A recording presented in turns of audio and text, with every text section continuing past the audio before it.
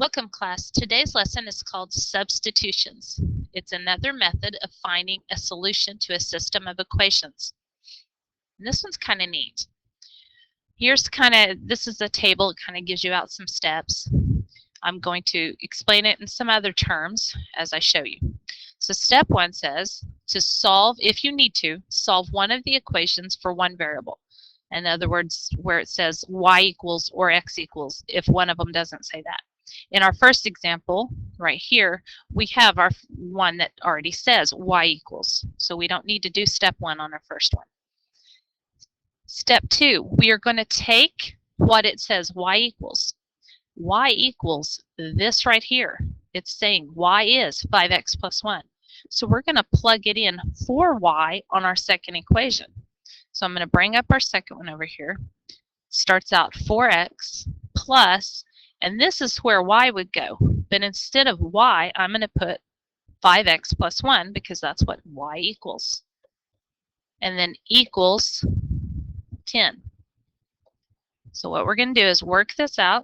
So it's going to be 4x plus 5x plus 1 equals 10. 4x and 5x makes 9x plus 1 equals 10. And then subtract our 1. So we'll have 9x equals 9. Divide by 9. And x equals 1. Now that we have our x, that is the first part of our solution. We're told x is 1, so we have the 1. Now we got to find y. So once we get all that down, I'll give myself some more room here. Once we find one of our variables, you can pick either equation now. I can choose to use this one or this one to plug our 1 in, our x in. I'm going to go ahead and use the top one. Y equals 5 times 1 plus 1. And you work that out. 5 times 1 is 5 plus 1. So y is 6. And that's the other part. And there's our answer. The solution to both of these equations is the 0.16. Even if you plug the x value of 1 into this one, you would still get 6. You can test it out this way. When you subtract 4, you still get y is 6. So either way, that's your solutions by substituting in and finding it. Let's go do another one. Now that I've explained it, let's do it again, see if you guys can get this down.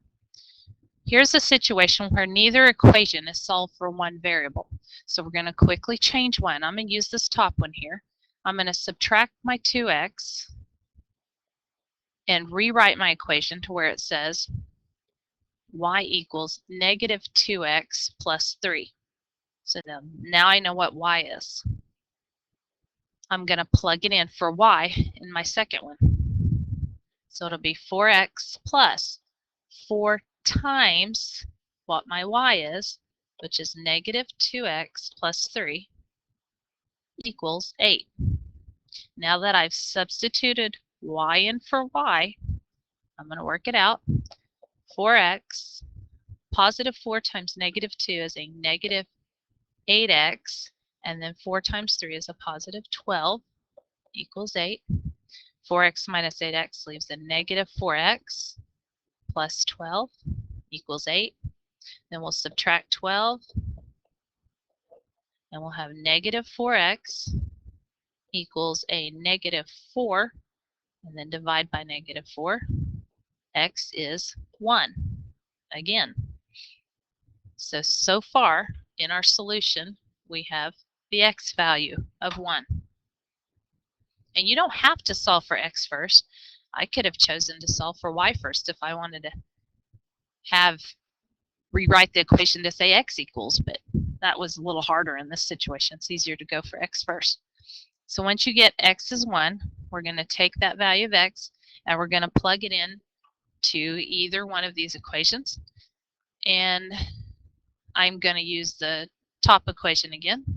So I'm going to say 2 times 1 plus y equals 3. So I'll have 2 plus y equals 3. Subtract 2. y equals 1. So this case, our point is 1, 1. That's the solution to this equation.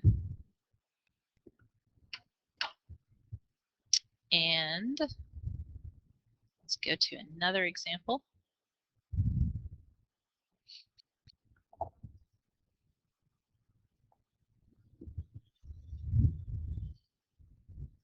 All right, so let's do this again. This time, I have one that already says x equals, so I don't have to rewrite it. I'm going to use this, and I'm going to plug in what x equals in for x in my second equation. So here we start. We have a negative, and then we have to plug in our x, which is going to be the value of y minus 1. Then plus y equals negative 1. So I'm substituting one equation in for the other. Then I have to distribute my negative across, so it makes it negative y plus 1 plus y equals negative 1. Then what's going to happen here is my y's cancel out, and I've got y equals negative 1. So when this situation happens, this is not a true statement. So the answer is no solution. This will be one of those situations where the lines are probably parallel because they'll never cross. So there's no solution here because that's not a true statement. Okay, let's go try another one.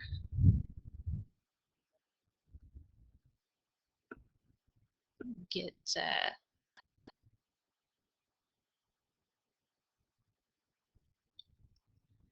little more room up here.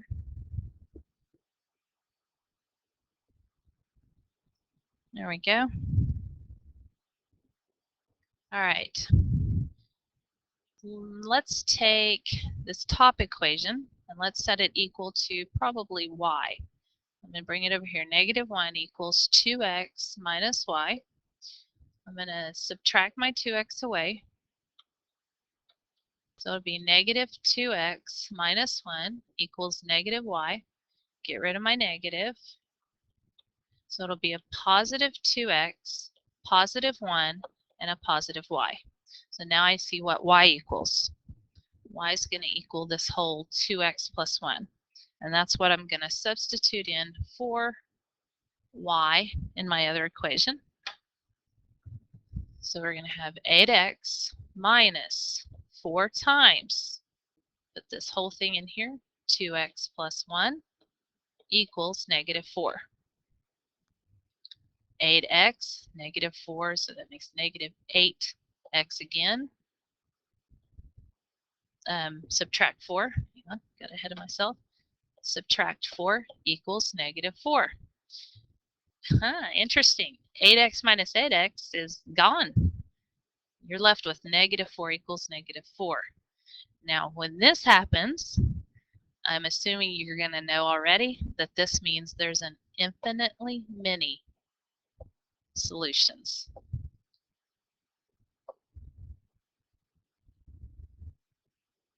The situation is probably the same line in this situation. Infinitely many when one side equals the other and your variables disappear like that.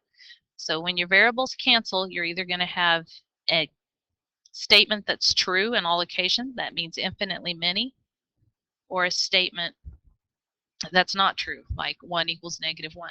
That's simply not true.